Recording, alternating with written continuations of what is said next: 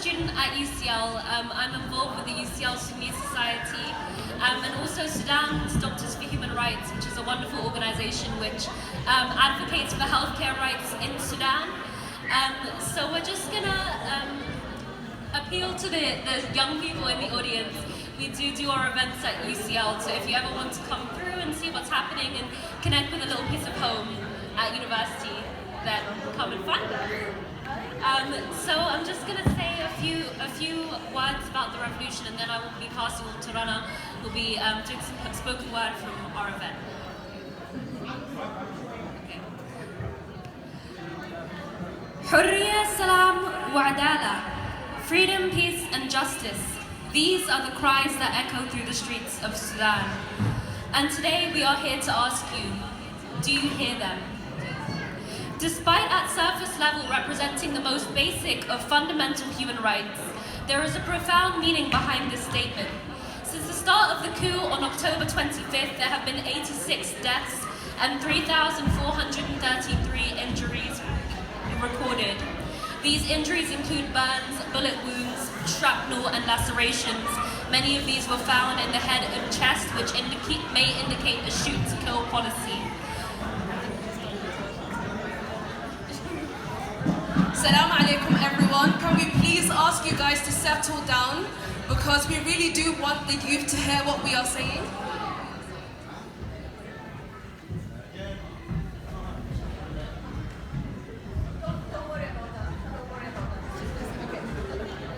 We really want the youth to hear what we are saying. This event is for the grown-ups and the youth as well, so we'll give you another minute to just settle down before we continue.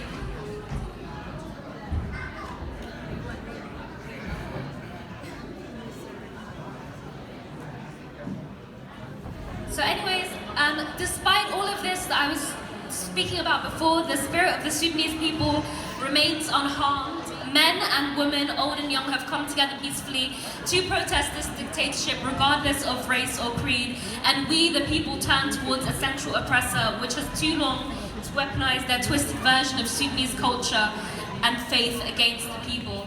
Freedom can represent the breaking of many chains that have tied down Sudanese people during this regime, from the funneling of our resources to a privileged few, leaving many in a state of economic servitude, to the use of political Islam to tie dissenting views to immorality and imprison the minds of the Sudanese.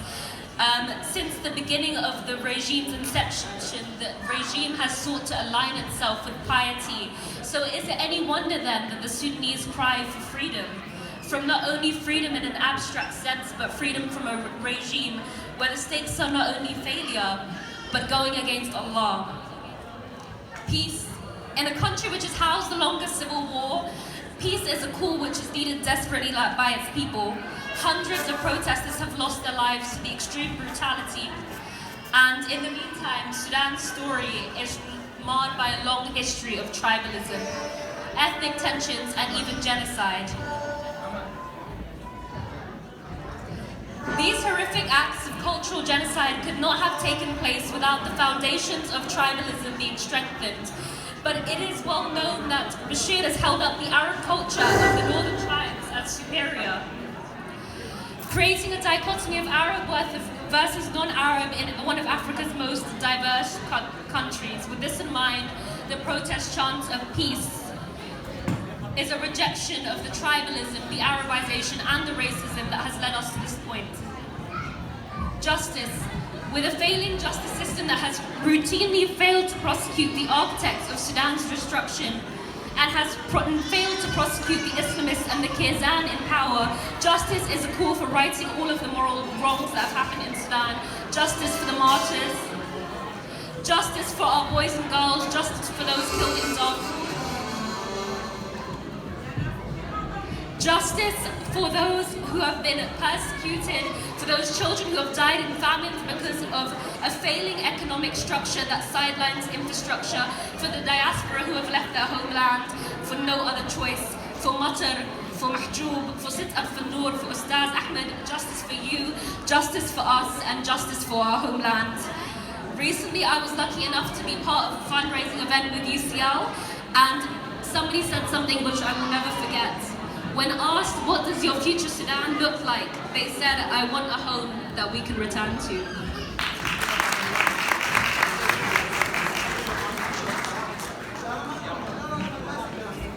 Before I continue, I'm going to ask you to respectfully just lower your voices, please.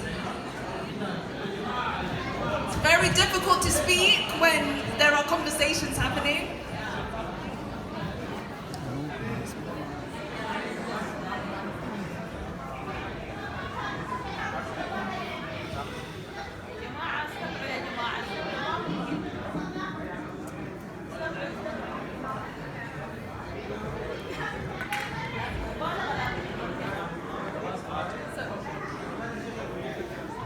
I think this event has really highlighted to us that the Sudanese fight for freedom is not a new one.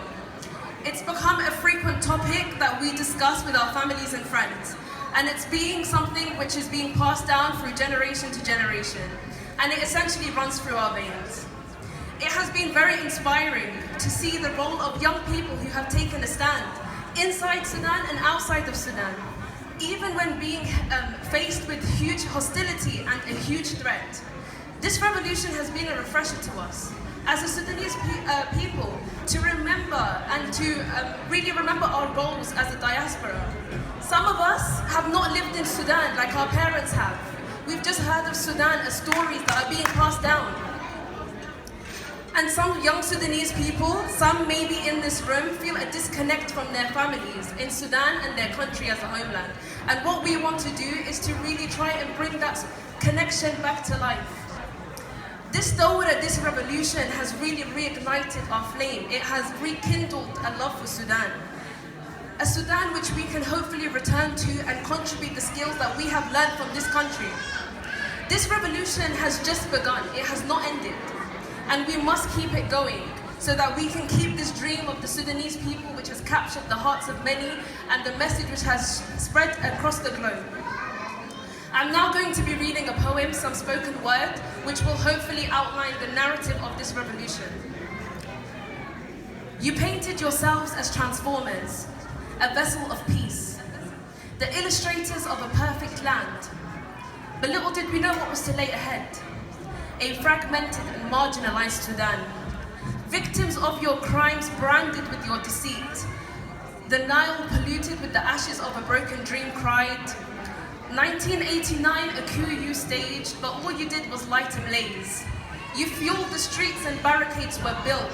Resistance formed. Whispers have turned into poetic chants. And yet our revolutionary flame burned and burned brighter still. We stand undivided side by side, hundreds, thousands and millions in the face of your ricocheting bullets, unfazed by the force of your militia. The chants are piercing through the crowd, the clouds of, your chants piercing through the smoke of your autocracy. You're tangled in a web of your own hypocrisy, and the atmosphere of hope is carrying our dream of a democracy. Unarmed and yet still armed, the message of our martyrs will forever incriminate, even though you try to discriminate. You and your 30-year dictatorship, and yet our time stood still. The ink has dried, recording the bill. The pen has been dipped in the fresh ink of our resistance, and the bullet does not kill. Silence and complacence will. If that doesn't outline the narrative, nothing ever could, and لازم نصبر بس, and we will never give up until it. Because it should. And now I just want to talk to the youth. I want you guys to imagine you went back to Sudan, not on holiday, but to live there. Your Haboba has just sent your oldest brother to the forum to buy Aish al-Fatur. And we know that bread in Sudan is a staple. But instead of the usual amount, you come home with only 2 loaves. The price of bread has skyrocketed, tripling in price overnight. Any of you who have visited Sudan know that Aish or bread is a staple of a meal in Sudan. It's the most accessible part of a meal. And the country has become a place where the basics like Aish have become completely inaccessible.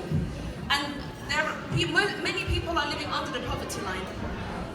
The soaring bread prices is but a start of our revolution. It does not boil down to Aish, but it's a very good measurement of what is happening in Sudan. It has sent outrage. It's a signal of the Sudanese people and their fight. Although there have been efforts to fight back with peace, the protesters have been met with a lot of hostility, as I mentioned before, and a lot of threat.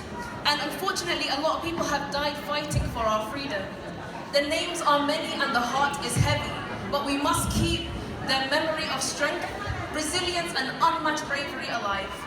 We call our family back home, asking for an update of how Sudan is, and we're met with one answer, al-hala sa'ba. How many more times do we have to hear that? The people are barely making a living in Sudan, but their patience and their resilience is something that we have to take a note of. As young people in this room, we find ourselves busy with commitments, university, school, homework, but we must remember that in Sudan, the youth like us were met with bullets. Their university is broken into and their education frozen. I'm just going to end with another poem which sort of signifies this strength. ما راجع أنا لي مطالب جيبوا حكومة الحكم المدني دم الكوز القتل الطالب. A peaceful demonstration, but to them, bitter overflowing barbarity. Peace, just a simple word, and yet the words are weapons, like the ocean.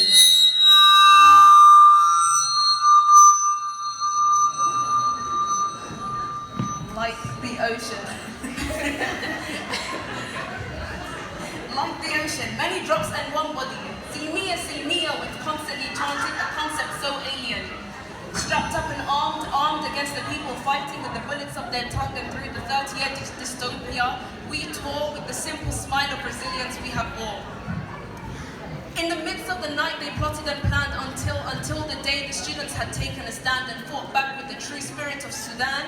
No more would they hit their peers, and no more would they beat and strike the women. The battleground, you say, the university courtyard where they would hang out and stay, now tear-soaked and the trees weep. The sound of chants are piercing through the soldiers' boom band. Do not hit the girls, do not hit the Niswan. A simple order from hearts which stood so still and pure. How did they possibly criminalize your passion, your fight, and your passion? You just fought for the people, and yet your resilience was too much for them. Thank you very much for listening to us, guys. Thank you. And students, if you ever want to come